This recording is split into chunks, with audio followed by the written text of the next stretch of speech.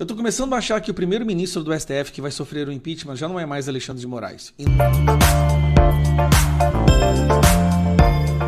Não é porque esse outro ministro fez coisas mais perversas, fez mais absurdos, cometeu mais perseguição, não.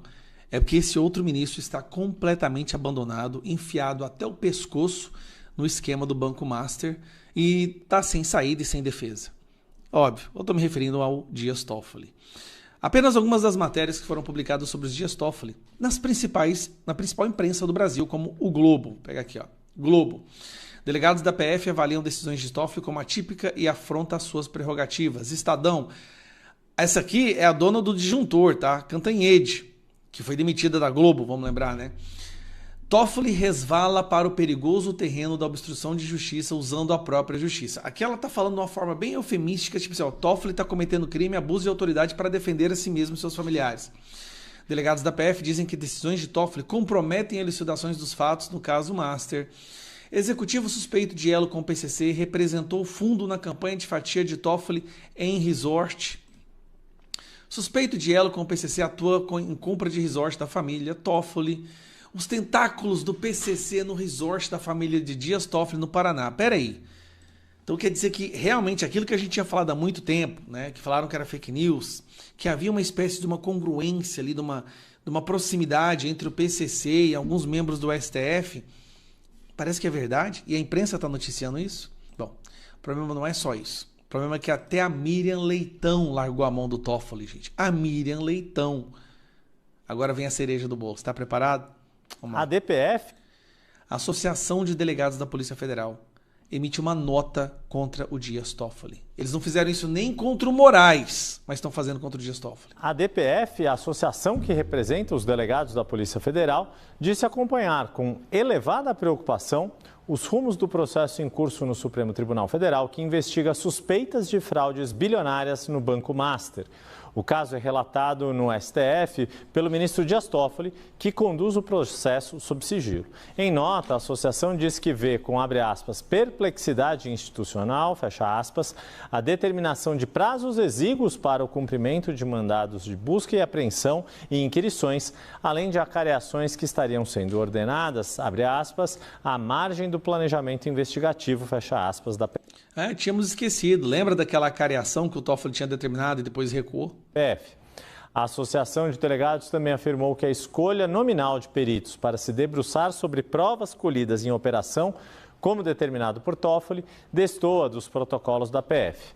Para a DPF, tais fatos comprometem a condução, abre aspas, técnica, imparcial e eficiente, fecha aspas, das investigações, trazendo riscos para a adequada e completa elucidação dos fatos em apuração. Parece que quando é o Alexandre de Moraes que faz alguma coisa, parece que a Polícia Federal, a imprensa tem medo de falar. Eles não gostam de falar abertamente, porque o Alexandre de Moraes, a gente sabe, manda prender ele. O povo tem medo dele. Mas parece que a imprensa não tem o mesmo medo do Dias Toffoli. E pegou ali ele realmente no pulo, com a boca na botija, defendendo um banco que cometeu crime ligado ao PCC. Tá pegando tão mal que o Toffoli está sem defesa, nem os ministros da Suprema Corte estão satisfeitos com a atuação dele. Ele está expondo demais uma Suprema Corte que já está muito prejudicada aos olhos da população brasileira. Pesquisa recente mostra que a maior ameaça à democracia no Brasil é o judiciário. E a metade do Brasil acha que a gente vive numa ditadura do judiciário. A maioria do Congresso reconhece que o judiciário extrapolou seus limites e está enfraquecendo o Congresso.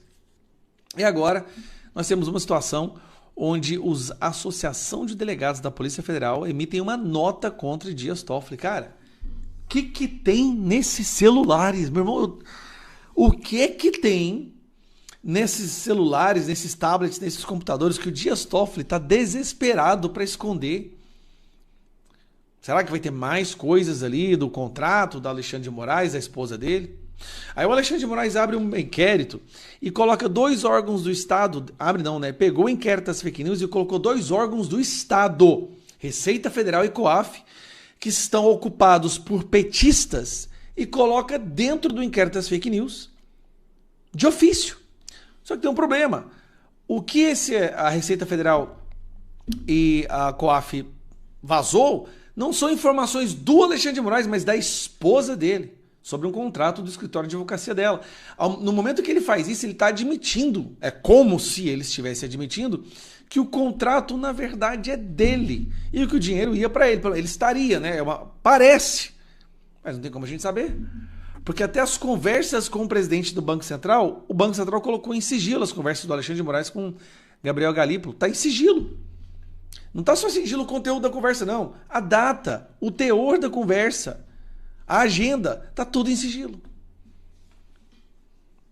Se continuar desse jeito, eles vão chegar em 2027 sem ninguém saindo em defesa deles. Ninguém. Flávio na presidência, maioria no Senado, STF enfraquecido, a imprensa não vai sair em defesa do pessoal do STF, impeachment. Podia ser um impeachment no mês e o outro no outro. 2 na sequência. E aí o Flávio já colocaria 5 ministros do STF. Imagina uma situação dessa? Cara, agora que eu reparei. O próximo presidente escolhe 3, mais 2 do impeachment, 5. Nós temos 2 lá agora, 7. Faríamos maioria no STF. Rapaz, estão deixando a gente sonhar.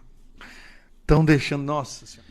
Eu vou te apresentar um cara agora que eu sou muito fã dele. Ele é daqui do meu estado de Goiás. Mas não é por isso que eu sou fã dele, não. Bispo Dom Adair, da Arquidiocese de Formosa. A gente sabe que a Igreja Católica, uma parte dela foi meio que infiltrada pelo pensamento progressista, né? Teologia da libertação. Então, quando você vê um bispo falando com tanta convicção e defendendo os valores cristãos e falando contra a esquerda, isso tem que ser valorizado. Eu sou fã número 1 dele aqui no estado de Goiás e, na minha opinião, ele é uma das principais luzes da Igreja Católica hoje no Brasil. Então, não vou ficar enrolando demais, não. Ele gravou esse vídeo, cara. Todo católico do Brasil tinha que assistir o vídeo, esse videozinho aqui de 2 minutos do Dom Adair. Perder a liberdade é muito triste. Por isso que nós gritamos contra o comunismo, contra o fascismo, contra o nazismo, porque são sistemas, são regimes diabólicos, humanos, que a primeira coisa que faz é castrar a liberdade das pessoas. E eu fico impressionado como tem tanta gente, inclusive dentro da igreja, que não tem coragem de se posicionar contra essas coisas. Contra o Foro de São Paulo, contra as ditaduras. Não é possível que nós sejamos tão nécios de acreditar que ideologia, que ditadura traz o bem-estar para as pessoas. Traz fome, traz miséria, traz sofrimento. Basta olhar a história. Acontece que muita gente não quer ver a história, porque cegou-se pela ideologia recebida lá na universidade, recebida em grupos de políticos, e não consegue libertar disso. Isso precisa de conversão. Conversão também pega essa coerência. Como que eu vou aprovar um negócio que é contra a doutrina social da igreja, contra a moral da igreja, contra a fé? Porque se eu, como católico, fico apoiando partidos abortistas, partidos contra a liberdade, partidos que querem ser únicos, que não quer ter ninguém que possa criar obstáculo, confronto com outras ideias. É preciso de conversão. Não basta dizer que acredita, é preciso viver como quem acredita. Eu já escutei gente falar, eu prefiro a minha ideologia do que Jesus Cristo. Que tristeza. Não basta rezar, é preciso deixar que a oração transforme a nossa vida, limpe a nossa mente de toda espécie de crueldade e dependência destas realidades tão tristes que nós estamos vivendo. E esse caminho não se sustenta apenas com esforço humano. A conversão é graça. Ela cresce quando nos colocamos diante de Deus com humildade e perseverança, porque não tem coisa mais triste do que a perca da liberdade. Dom Adair de Formosa, nascido aqui em Goiás, é um bispo que fala a verdade. Sofre uma perseguiçãozinha dentro da igreja, porque a igreja, a alta cúpula, muitas vezes não concorda com um pensamento mais conservador, o que é muito triste. Mas é bom ver luzes de sanidade E precisamos de mais padres e mais bispos na Igreja Católica que tenha a coragem de falar o que ele disse, né? Não apoie partidos que apoiam o aborto. As faculdades viraram antro de doutrinação. Tem gente que valoriza mais a ideologia do que Jesus. Coisas óbvias, mas que em muitos lugares hoje a igreja não aceita que seja falado.